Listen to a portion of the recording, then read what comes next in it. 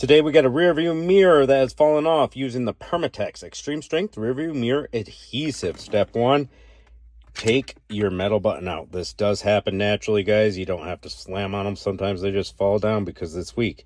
Next step, clean. Right here where the button was, you'll see instructions on the package. Get that old adhesive off real gently with this blade. Get all the old adhesive off your button. Activator wet towelette. We're going to wipe this.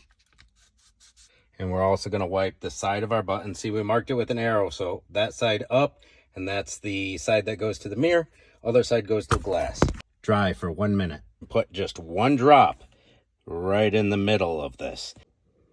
So apply pressure for 1 minute and then wait 30 minutes before you actually attempt to put this back on.